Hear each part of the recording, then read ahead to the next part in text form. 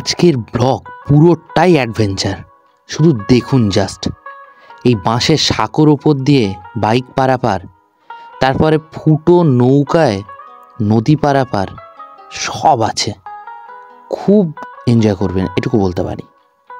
তো সঙ্গে থাকুন আর এনজয় করুন এই ব্লগটি।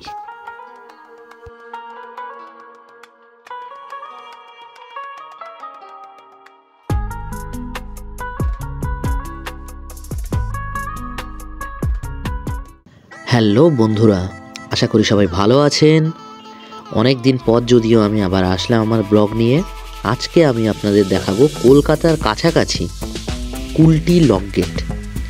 কলকাতা থেকে মাত্র 38 কিলোমিটার দূরে এই কুলটি লক গেট। আর আজ আপনাদের কুলটি লক গেট তো দেখাবই, প্লাস এখানকার একটা বিখ্যাত রেস্টুরেন্টে নিয়ে যাব, সেখানে কি করলাম কি খেলাম সেটা দেখাবো। আর আজকে নৌকার ফেরিতে, তারপরে আরও একটি বাঁশের সেতু, তার উপরে কি কি অ্যাডভেঞ্চার করলাম সবই আপনাদের সঙ্গে শেয়ার করব। সঙ্গে থাকবেন। কুলটি পাম হাউস, আমরা এর ভেতরে প্রবেশ করলাম। আমি আর আমার দুই বন্ধু মিলে আজকে একটা দিন বেরিয়ে পড়েছিলাম। ট্যুর, খাওয়া দাওয়া, অ্যাডভেঞ্চার সবই হয়েছে আজকে। দিনটা যা গেছে আপনারা শুধু দেখুন। এই হলো লক গেটগুলি।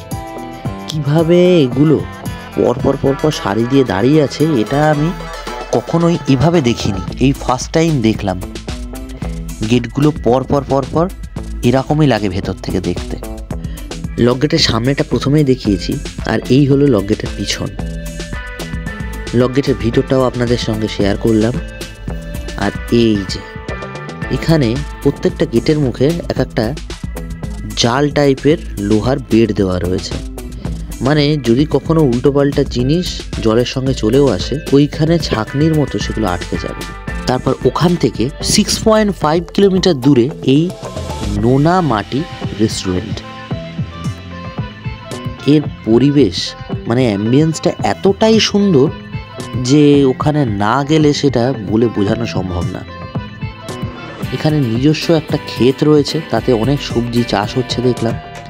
পাশে একটা ঝিল টাইপের রয়েছে, সেখানে শালতিতে করে অনেকে বেরিয়েছে দেখলাম। আর সোজা আমরা ভেতরে চলে গেলাম, গিয়ে দেখলাম বিভিন্ন বসার জায়গা আছে, সেখানে অনেকে বসেও ছিল। আর আমরাও একটা সিট গ্রহণ করলাম। রেস্টুরেন্টের বাইরের পরিবেশটা ঠিক এমনই ছিল।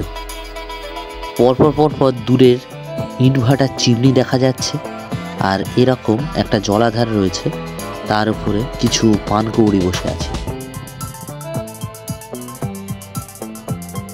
আমরা যাওয়া মাত্রই একজন এই মেনু কার্ডটি নিয়ে চলে আসলো, আমাদের হাতে দিল। আমরা দেখলাম, আমরা ফার্স্ট অর্ডার করলাম 3 কাপ চা। চাটা খুবই সুস্বাদু ছিল, দারুণ লেগেছিল খেতে। তারপর আমরা অর্ডার করলাম একটি ফুল তন্দুরি চিকেন। কেমন লাগছে? দার্জিলিং টি। আমাদের প্রায় 20 থেকে 25 মিনিট বসে থাকতে হয়েছিল।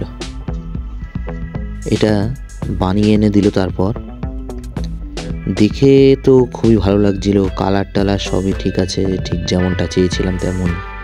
এবার ছিল টেস্ট করার পালা।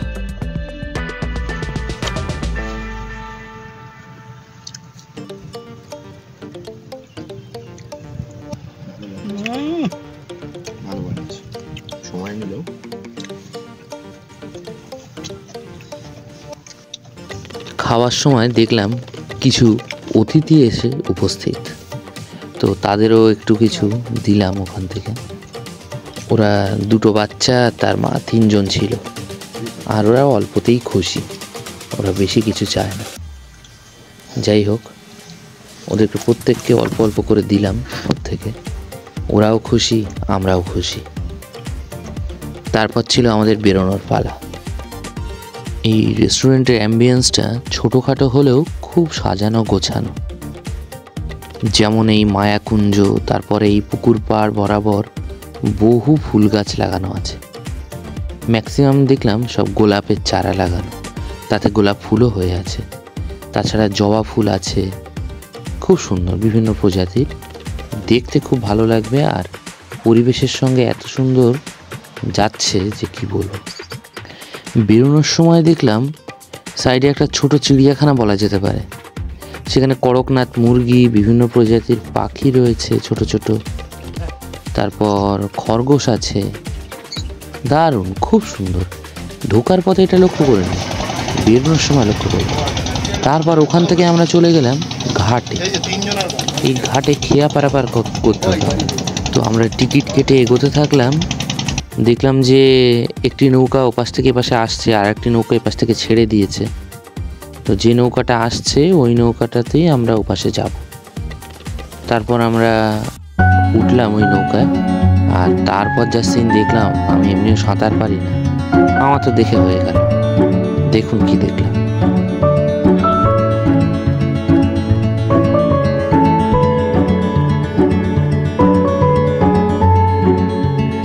এই যে বাইকটা নৌকায় ওঠায়, তারপরে নৌকা থেকে আবার জেটি দিয়ে উপরে তুলে দেয়, এগুলো কিন্তু শক্তির খেলা না, এগুলো টেকনিকের ব্যাপার। আর এই লোক এটি খুব অনায়াসে, খুব ভালোভাবে সেটি করতে পারে। তারপর দেখলাম নৌকার মধ্যে এরকম জল ঢুকে যাচ্ছে, আর ইনি নৌকাটা ছাড়ার আগে সেগুলো বাইরে বার করতে ব্যস্ত ছিল। দেখলাম যে ঢুকছে কোথা থেকে এত জল। তারপর আমার বন্ধু বলল যে এদিকে এসে দেখো কি অবস্থা। আমি তারপরে গিয়ে দেখলাম, তারপর অবাক হয়ে গেলাম যে হায় কপাল, এই অবস্থা। দেখলাম নৌকায় একটি ছোট ছিদ্র হয়ে রয়েছে, আর ওই ছিদ্রতে অনর্গল জল ঢুকছে ভেতরে। আর নৌকারই একটা ছেলে সেটি বোঝাতে ব্যস্ত রয়েছে। সে অনেক প্রচেষ্টা চালিয়ে যাচ্ছে, একটি ছোট কাপড়ের টুকরো এনে সেই পুরোটাই গোজার চেষ্টা করছে যাতে জলটি আটকায়, কিন্তু এই জল ওভাবে আটকাবে বলে আমার তো মনে হচ্ছিল না। যাই হোক, সে চেষ্টা করছিল, আমি এটা ভালোভাবে দেখলাম। আর ওখান থেকে তো জলও বেরোচ্ছিল, আর মনে মনে তখন যা হচ্ছে, হায় কপাল, এই নৌকায় কেন উঠলাম। এরই মধ্যে নৌকাটি স্টার্ট দিয়ে দেওয়া হলো, ওপারে যাওয়ার জন্য এবার প্রস্তুত। ভাবছিলাম যে পথে কিছু যদি তাহলে শেষ, রক্ষা নেই। আর এই নদীর, মানে নদী না, সরি এটা খাল, এই খালের জল শুধু কালোই না, প্রবল দুর্গন্ধযুক্ত। আর এই ছেলেটি ওই ফুটোটার উপরে দাঁড়িয়ে সব সময় দেখে যাচ্ছে যে জল কতটা পরিমাণে ঢুকছে, কি অবস্থা। আমার তো হয়ে যাচ্ছে যে হায় রে, এই নৌকা এখানে চালাচ্ছে কি করে, যে কোনো মুহূর্তে অ্যাক্সিডেন্ট হয়ে যেতে পারে বড় বড়। ওই ফুটোটা না ঠিক করে এইভাবে তাকিয়ে তাকিয়ে সারাটা পথ গেছে ওই ছেলেটি নৌকায়। তারপর কিছুক্ষণের মধ্যেই অবশেষে আমরা নদীর ওই পারে পৌঁছলাম পাড়ে। হাঁপ ছেড়ে তখনও যে বেঁচেছি বলা যাবে সেটা না। তারপরে আমাদের আরও একটা, মানে কি বলবো, অ্যাডভেঞ্চার অপেক্ষা করছিল। নৌকা থেকে নামার পর ভেবেছিলাম যে ব্যাস ভাড়া কেটে গেছে, এবার আর কোনো অসুবিধা হবে না বাড়ি যেতে, কিন্তু সেটা যে পসিবল না, উপরওয়ালা সেটা বলেই দিল যে ভাড়া এখনও আছে। যাই হোক, এবারে নিজেদের বাইকটা কিভাবে তুলবে সেটা খুব দেখতে ইচ্ছা করছিল। সবাই নেমে যাওয়ার পরে আমি সাইড হয়ে যাই, সাইড হয়ে ক্যামেরা নিয়ে দাঁড়িয়ে পড়ি আমার মোবাইলে, যে আমাদের বাইকটা কিভাবে তুলছে সেটা একটু দেখা দরকার ছিল সামনাসামনি। তখন ছিল ভাটার সময়, সেই জন্য যখন চারপাশটা দেখছিলাম, দেখলাম যে এতটা পাড় বেরিয়ে আছে, আর সেই পাড়ে পুরো শ্যাওলা পড়ে আছে। এরপর ছিল আমাদের বাইকটা তোলার পালা।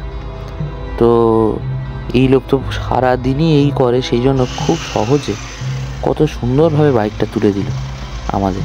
বাইক শুদ্ধ আমাদের তিনজনের নদী পারাপার করতে খরচ হয়েছিল 20 টাকা।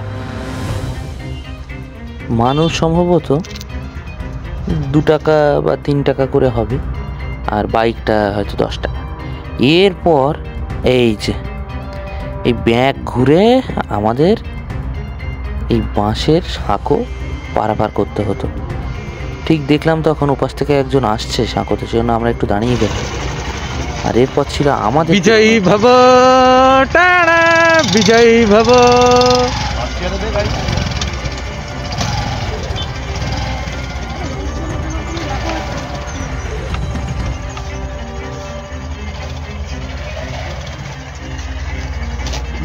এই ওই উপরের মাছগুলোই পা দে। পিছন দিয়ে ধর ভাই, পিছন দিয়ে ধর, পিছন দিয়ে ধর ভাই। আরে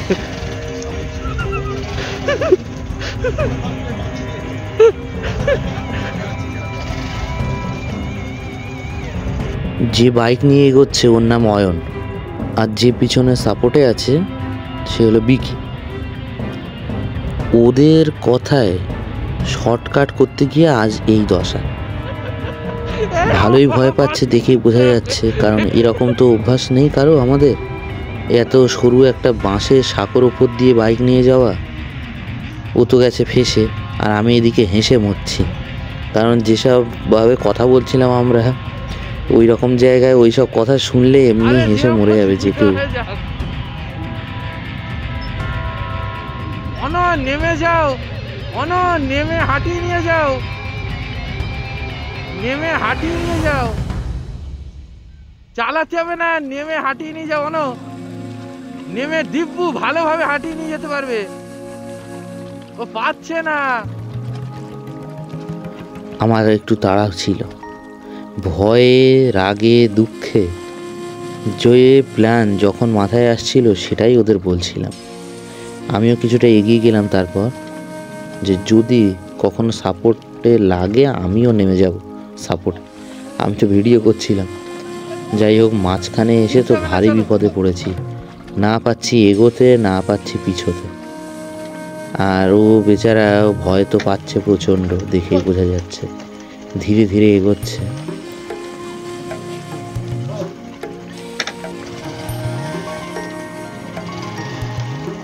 আমি দাঁড়িয়ে গেলাম, আর তিনজন একসাথে অসুবিধা আছে।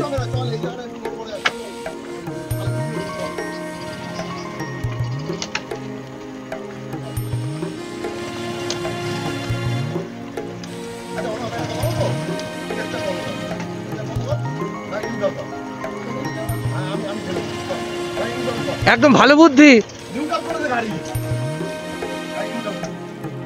আমরা দুজনেই তখন আমাদের বাইকের উপরে যে বন্ধু বসে আছে তাকে মেন্টাল সাপোর্ট দিচ্ছিলাম, কারণ তাছাড়া আর কিছুই করার ছিল না। এই মাঝখানে এসে এই ব্রিজ মারাত্মক পরিমাণে দুলছিল, আমার তো দাঁড়াতেই ভয় লাগছিল। তাহলে ওদের কথা ভাবুন যে কতটা ভয় লাগছিল ওদের। এই ব্রিজ খুব কাঁপছিল, এই ক্যামেরায় অতটা বোঝা যাচ্ছে না, স্টেবিলিটি মোড অন করা আছে হয়তো সেই জন্য। একে তো এমনি ভয় লাগছে, তারপর আরেকটু এগিয়ে যা দেখলাম মাঝে একটা বাঁশিনি, আর সেখানে আমাদের গেল টায়ার ফেসে। বহু কষ্ট, ভিকি ধরিস ভাই, বহু কষ্টে সেখান থেকে উদ্ধার পাওয়া। কিভাবে উদ্ধার পেলাম সেখান থেকে সেটিও দেখাবো।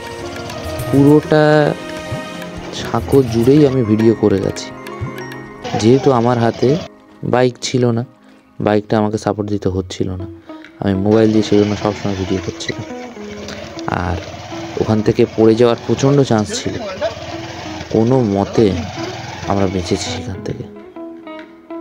এই যে এই দেখুন কাঁপছে কেমন ব্রিজটা। এটা তো ক্যামেরাতে হয়তো বোঝা যাচ্ছে না, কিন্তু ওই জায়গাটা ফিল হচ্ছিল। সে যে মানে আমরা ওখানে ছিলাম আমরাই জানি যে কীরকম পরিস্থিতির ওপর দিয়ে আমাদের যেতে হয়েছে। তিনজনেরই অবস্থা খারাপ হয়ে গেছিল। মাঝখানে এতটাই ভয় পেয়ে গেছিলাম যে তখন ভিডিও করা বন্ধ করে দিয়েছিলাম। একটু যখন দুলুনিটা কমে তখন আবার চালু করে ভিডিও। এই যে আমরা মাঝখানটা জাস্ট তখন টপকে কিছুটা এসেছি। আর এই যে দেখুন এবারে টায়ারটা ভালো করে লক্ষ্য করবেন, পিছনের টায়ারটা কীরকমভাবে ফেসে গেল, কারণ মাঝখানে একটা বাঁশই নেই, আর দুটো বাঁশের মাঝখানে গেছে টায়ারটা পড়ে। বহু কষ্টে সব সময় পিছন থেকে সাপোর্ট ছিল তাই, আর মেন্টাল সাপোর্ট লাগে বেশি এই জায়গায়। এই ওখান থেকে একটু এদিক ওদিক হলেই সোজা নিচে। বাইকে তো বসাই যাচ্ছিল না, আর বাইকে বসলে টায়ারে বেশি নিচে বসে যাচ্ছে। আর এই জায়গাটা বাঁশই নেই, টায়ারটা আর কত সাইডে নিয়ে যাবে। যাই হোক, এইভাবেই যাওয়া হচ্ছে ওখান থেকে। প্রচণ্ড ভয় লাগছিল, শেষের দিকটা এসে আবার পড়ে টরে যাবো না তো। যেমন তেমন ভাবে যেভাবেই হোক আমাদের ওপাশে পৌঁছাতে হবে। তখন আর দেরি হয়ে গেছে এটা মাথায় আসছিল না। কোনো রকমে যে আমরা পৌঁছতে পারবো ওপাশে, শুধু এদিকেই ছিল মন। অবশেষে আমরা ওপাশে পৌঁছাবো। কেমন লাগলো ব্লগ অবশ্যই জানাবেন। হ্যাঁ সত্যি পরবর্তী ব্লগ আসছে সুন্দরবনের উপরে। তো সবাই ভালো থাকবেন, সুস্থ থাকবেন, বাই।